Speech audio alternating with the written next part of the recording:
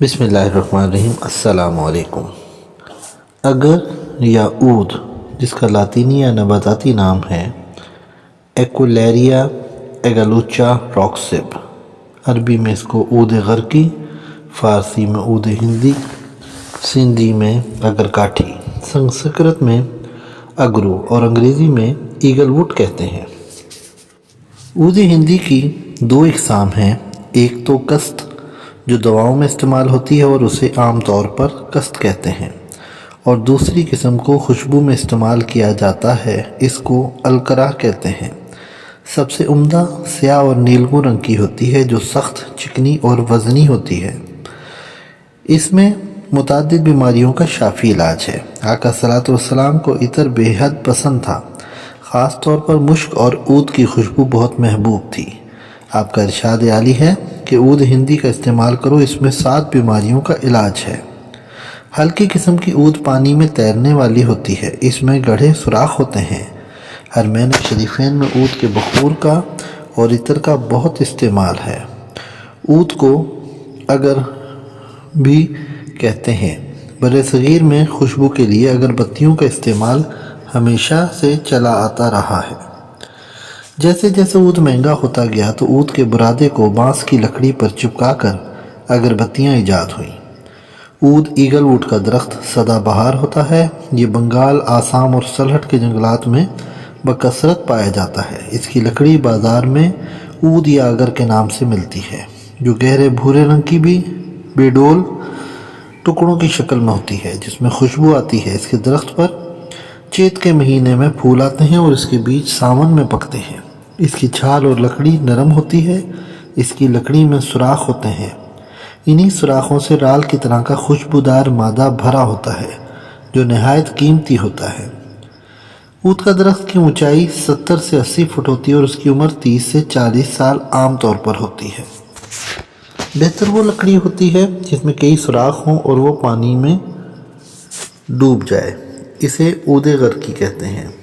سیاہ رنگ کی لکڑی بنسبت ہلکے رنگ والی لکڑی کے زیادہ قیمتی ہوتی ہے۔ رنگ سیاہ اور بھورا، 2 قسم، ذائقہ تلخ تیز اور خوشبودار، مزاج گرم درجہ خشک درجہ دوم، خوراک 3 گرام سے 4 گرام۔ آسام، برما اور خلیج مرتبان کے پہاڑوں میں پائی جاتی ہے۔ سلہٹ کا عود بہترین خیال کیا جاتا ہے۔ اس کا مسئلہ کافور اور گلاب ہے، اس کا بدل دار چینی ہے۔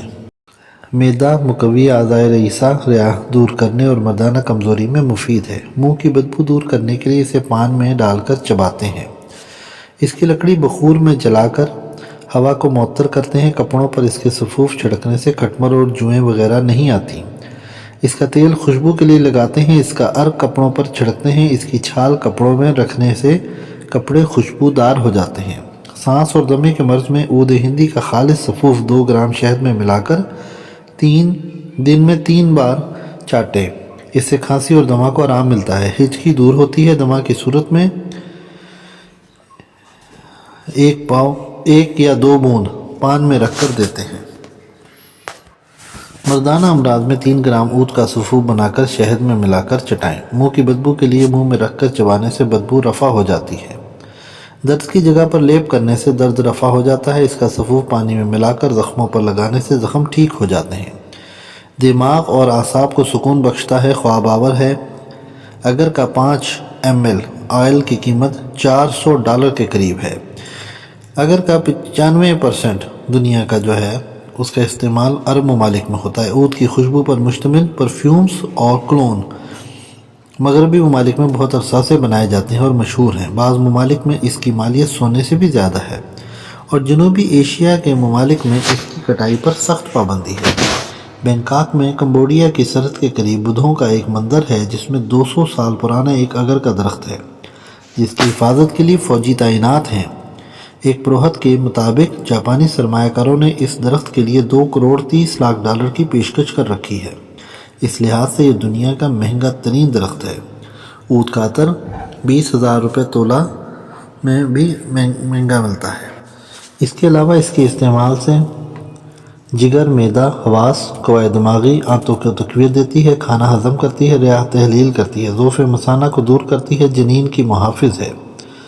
اس کا منجن دانتوں اور مسوڑوں کو فائدہ دیتا ہے، اس کی دھنی خوشبودار ہے، اکثر مقدس مجلسوں اور معبد میں دھنی دی جاتی ہے۔